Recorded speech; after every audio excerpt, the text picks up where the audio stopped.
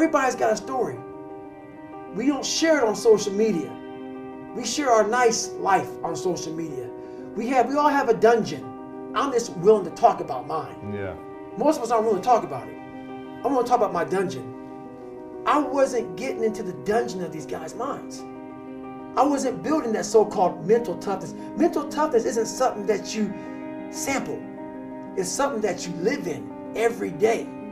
So when something hard would happen to these kids, like in Hell Week, it would draw on something that made them very insecure. And they look for comfort. Whenever hardness comes, and you don't know what it is, it may be different for you than it is for me, but you go back to your insecurities. And then when you go back to your insecurities, you then look for comfort within those insecurities. And we all look for that cookie that your mom used to give you when you were sad, when you were sick. We look for our wife or our husband. We look for comfort. It's in those moments you must retrain your mind to think differently in hell. I wasn't training them to do that. Why weren't you training them? I wasn't training myself to that because at that time, I was doing what I was told. These guys need to meet a standard. Physical standard. A physical standard. The physical standard is not what they need to meet.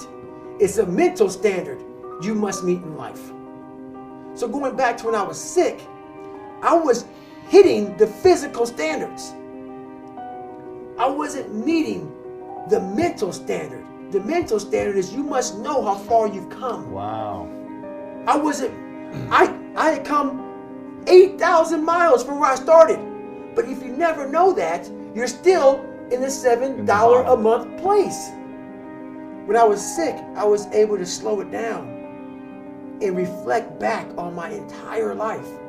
And in that bed, and I thought I was dying, because that story is long, that sick portion of my life is long.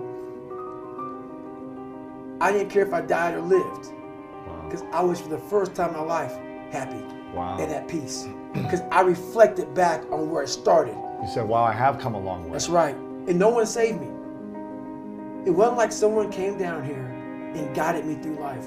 When you figure this out on your own, the amount of pride and dignity and self-respect you have.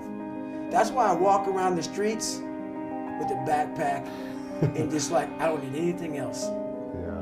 You figure it out by going inside yourself, by callousing over the victim's mentality.